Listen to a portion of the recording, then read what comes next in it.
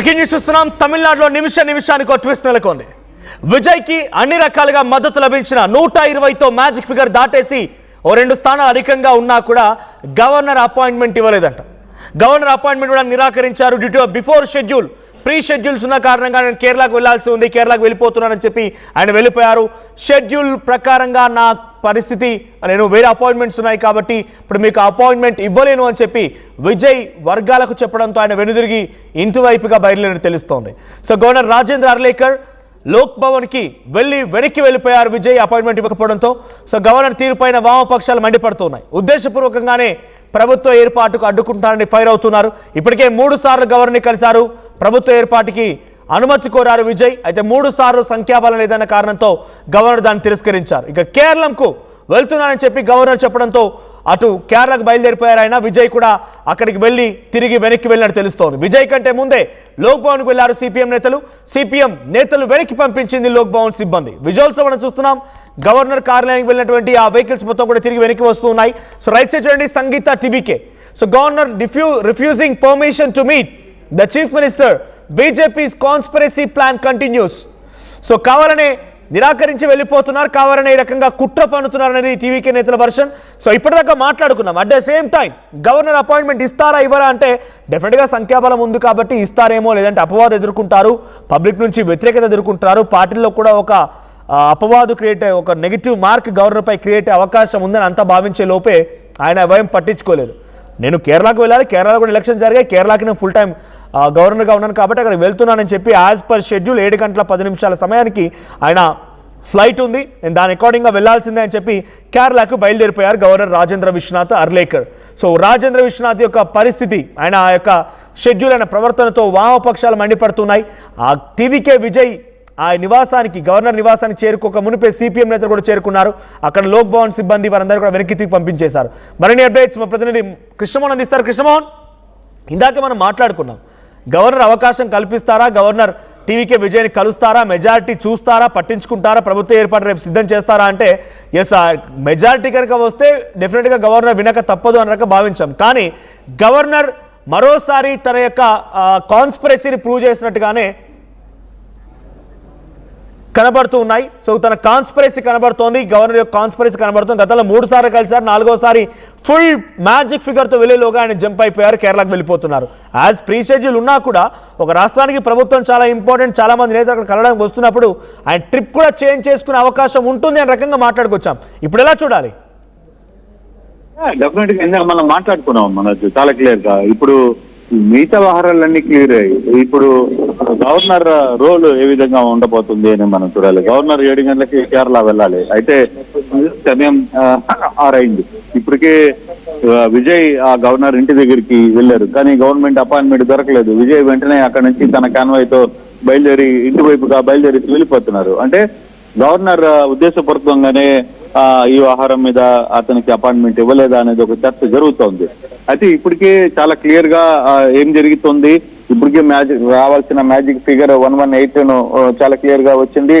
మరోవైపు మిగతా అంశాలన్నీ కూడా క్లియర్ అవుతున్న నేపథ్యంలో గవర్నర్ తెలివిగా కేరళకి వెళ్ళిపోవడం. అయితే గవర్నర్ వర్గాలు ఏం చెప్తున్నారంటే, లోక్ భవన్ వర్గాలు క్లియర్ గా ఆల్రెడీ ముందుగా ప్రోగ్రామ్ ఫిక్స్ అయింది, అందుకనే ఆయన 7 గంటలకల్లా చేరుకోవాలి కాబట్టి ముందుగానే ఆయన ఎయిర్పోర్ట్ కి బయలుదేరారు అనేది చెప్తున్న పరిస్థితి. బట్ ఏదైనా ఈ అంశంలో విజయ్ ఆల్రెడీ క్లియర్ గా గవర్నర్ ఇంటి దగ్గర కూడా వెళ్ళినప్పుడు గవర్నర్ అపాయింట్మెంట్ ఇవ్వకపోవడం అనేది కొంత చర్చ జరుగుతుంది. తమిళనాడు ఈ వ్యవహారాన్ని చాలా సీరియస్ గా తీసుకోబోతుంది, ఇతర పార్టీలు కూడా వ్యవహారం మీద చాలా సీరియస్ గా తీసుకోబోతుంది. కేంద్రం ఆదేశాలు ఏవైతే ఉన్నాయో, బీజేపీ ఆదేశాలని పక్కా పాటిస్తున్నాడు అనేది ఇప్పటికే చర్చ జరుగుతుంది. నిన్న గవర్నర్ లోక్సభ ఇంటి ముందు పెద్ద ఎత్తున ఆందోళన చేసిన పరిస్థితి టీవీకే వర్గాలు, కాంగ్రెస్ కూడా పిలుపునిచ్చినాయి గవర్నర్ వ్యవహార శైలి మీద. అలాగే డిఎంకే నేత కూడా చాలా క్లియర్ గా చెప్పారు, ఎంత త్వరగా మీరు చేయాలనుకుంటే అంత త్వరగా చేయండి అని. అలాగే ఇప్పుడు ఏఐడిఎంకే చీఫ్ పళనిస్వామి కూడా క్లియర్ గా చెప్పారు, మీరు ఎంతవరకు చేయాలంటే అది చేయండి, కానీ ఆలస్యం చేయడం మంచిది కాదని చెప్పారు. విసికే వర్గాలు చీఫ్ తిరుమలవాలని కూడా చాలా క్లియర్ గా చెప్పారు, ఎందుకు గవర్నర్ చాలా ఇన్యాక్టివ్ గా పనిచేస్తున్నారు, ఉద్దేశపూర్వకంగా ఏమైనా జరుగుతుందా అన్నది. అలాగే ఐయుఎంఎల్ కూడా ముస్లిం లీగ్ కూడా టీవీకి మద్దతు ఇచ్చింది. ఏదైతే 118 మద్దతు అనుకుంటున్నామో ఆ మద్దతు దాటుతూ వస్తున్న పరిస్థితి. ఏఐడిఎంకేకి సంబంధించిన ఒక వర్గం చీలిపోయింది పూర్తిగా కూడా. షణ్ముగం నేతృత్వంలో 6 మంది అనుకుంటే అది 25 మంది ఎమ్మెల్యేలు విజయ్కి సపోర్ట్ చేయడానికి సిద్ధంగా ఉన్నారని సమాచారం ఉంటుంది. సో కానీ ఇటువంటి పరిస్థితుల్లో విజయ్కి ఫుల్ మెజార్టీ వస్తున్న సమయంలో గవర్నర్ ఎందుకు ఆ వ్యవహారాన్ని దగ్గరుండి చేసుకోలేకపోతున్నారు? అంటే రేపు ప్రమాణ స్వీకారం జరగబోతుందా జరగదా అనే అంశాలను కూడా చూడాల్సిన పరిస్థితి అయితే ఉంది.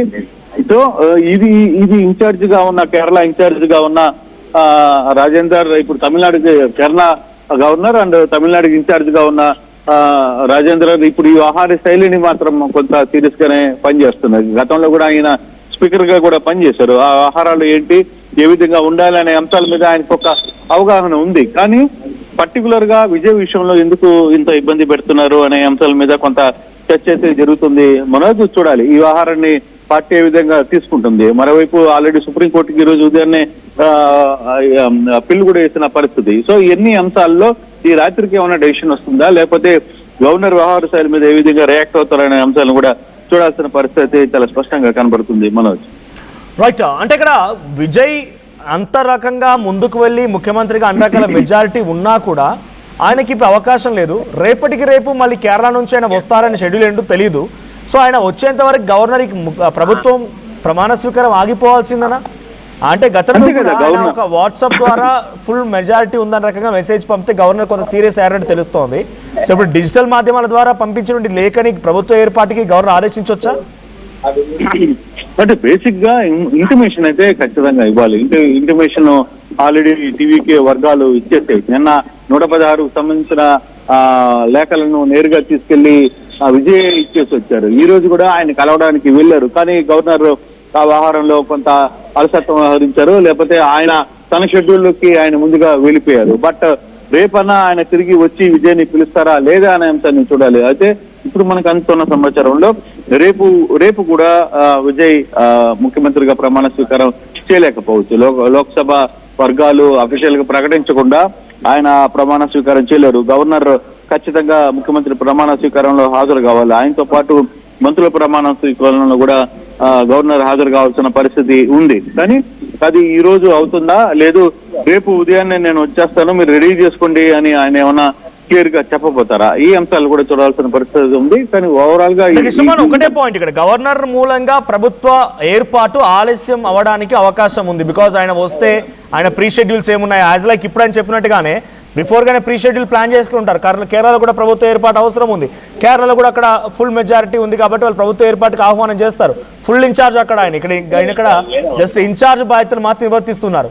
సో గవర్నర్ ఇంకా ఆలస్యం చేసే అవకాశం ఉందా? నా ప్రీ షెడ్యూల్స్ ఉన్నాయని చెప్పి ఇంకా ఈ కాన్స్పిరసీ కొనసాగించవచ్చా?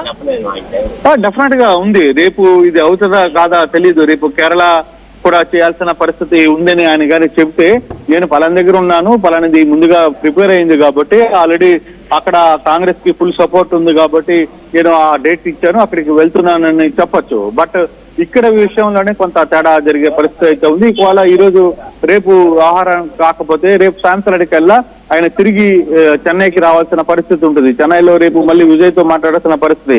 సో సోమవారం ఈ వ్యవహారాన్ని నడపాల్సిన పరిస్థితి చాలా స్పష్టంగా కనపడుతుంది. కానీ బహుశా రేపు జరగకపోవచ్చు అనేది మనకు అందుతున్న సమాచారం. రేపు విజయ్ ప్రమాణ స్వీకారం తమిళనాడులో జరగకపోవచ్చు అనేది చాలా క్లియర్ గా ఒక అంచనా కనపడుతుంది.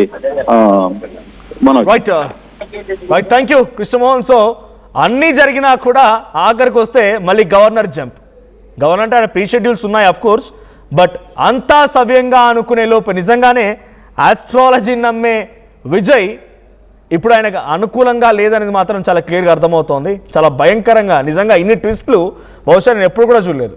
ఒక సినిమాని తలపించే ట్విస్ట్లు ఆయన గెలుపు నుంచి ఈ రోజు వరకు.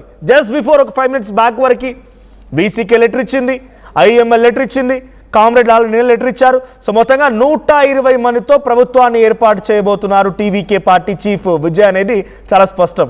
ఆయన విజయ్ ఆఫీస్ నుంచి గవర్నర్ కార్యాలయానికి కూడా బయలుదేరారు. అది కూడా చాలా క్లియర్గా మాట్లాడుకున్నాం. అంతలోనే ఏం జరిగిందో తెలియదు. అది ప్రీ ప్లాన్ షెడ్యూల్ అయి ఉండొచ్చు, బట్ ఒక ప్రభుత్వం ఒక రాష్ట్రం కంటే ఎక్కువనా రాజ్యాంగాన్ని అడ్డు పెట్టుకొని రాజకీయం చేస్తున్నారు గవర్నర్ అనడానికి మరోసారి టీవీకే నేతలకు అవకాశం కల్పించారు గవర్నర్ రాజేంద్ర విశ్వనాథ్ అర్లేకర్. నా షెడ్యూల్ ఉంది, 7:10 ఫిక్స్ అయింది, నేను కేరళకి వెళ్తున్నా. ఆయన విజయ్ వచ్చారు లేరంట. మీరు విజయ్లో చూస్తున్నారు కదా, కాన్వే బయటకు వస్తుంది, విజయ్ కాన్వే అది. విజయ్ ఆల్రెడీ వెళ్ళిపోయారు. ఆయన కంటే ముందే సిపిఎం నేతలు వెళ్ళిపోయారు, అక్కడ కూర్చున్నారు, కామ్రేడ్లు వెయిట్ చేస్తున్నారు. ఎప్పుడైతే విజయ్ వస్తాడో విజయ్తో పాటు కలిసి గవర్నర్ని కలిసి ప్రభుత్వ ఏర్పాటు కోసం సహకరించమని కోరుదామని. కానీ గవర్నర్ మాత్రం వీళ్ళు వెళ్ళే లోపే అక్కడి నుంచి వెళ్ళిపోయారు. లోక్ భవన్ సిబ్బంది గవర్నర్ లేరు అని చెప్పడంతో విజయ్ కూడా తిరిగి ఇంటికి వచ్చినట్టు తెలుస్తోంది, ఇంటికి బయలుదేరిపోయినట్టు తెలుస్తుంది. ఇట్స్ నిజంగానే ఒక షాకింగ్ సంఘటన. సో చాలామంది కామెంట్ చేస్తున్నారు. సో నయీం ఎమ్మా అంట, same as Pakistan, governor is not correct, all should protest on him అని రవికుమార్ కామెంట్ చేశారు. Nothing shock expected such a type of escaping people understanding governor roles అని చెప్పి ఇంకొక వ్యక్తి పగడాలని కామెంట్ చేశారు. ఇక బీజేపీ అంతా డ్రామా వెధవ రాజకీయం అనేది సాయిబాబా ఒకటి కామెంట్ చేశారు. తర్వాత just like elections are held in Pakistan, similar elections are not taking place in India. So whom you are, I don't know that. మీరు పాకిస్తాన్తో కంపేర్ చేయడం you are such a nonsense thing. Naeem garu, what you're commenting is very bad. Don't compare always with Pakistan.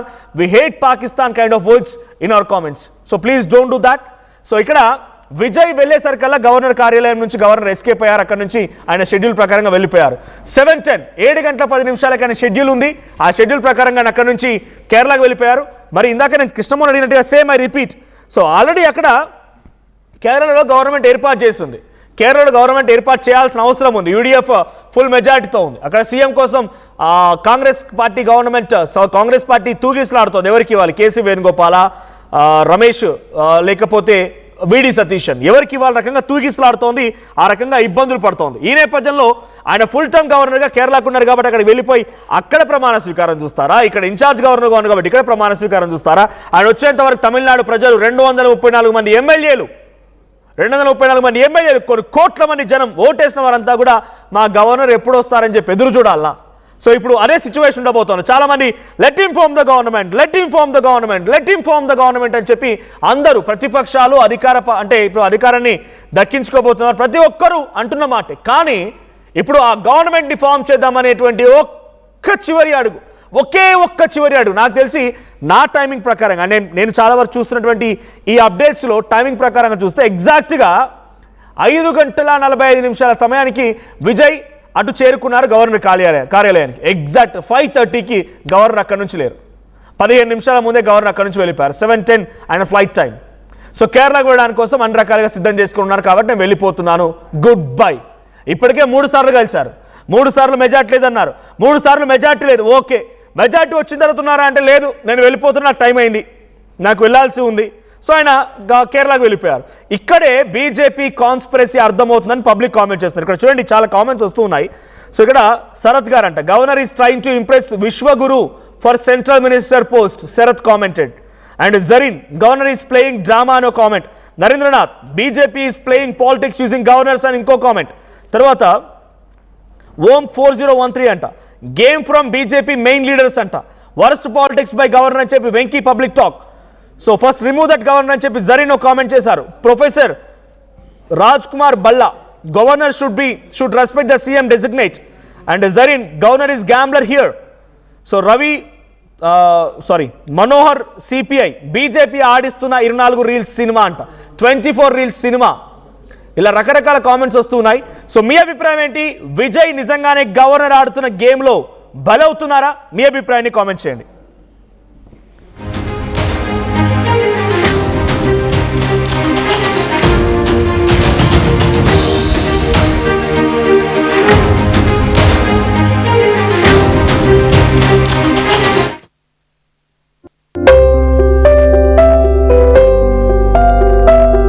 చిన్న చిన్న ఆనందాలు 35 ఏళ్లుగా నా జీవితంలో లేవు.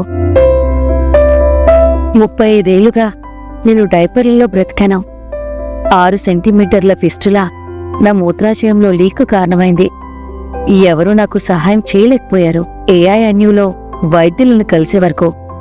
అక్కడ వారు రోబోటిక్ శస్త్రచికిత్సతో నాకు పరిష్కారం ఇచ్చారు. వారు నా ఆత్మవిశ్వాసాన్ని కూడా తిరిగిచ్చారు. Precision care makes it possible. The Center for Robotic Surgery at AINU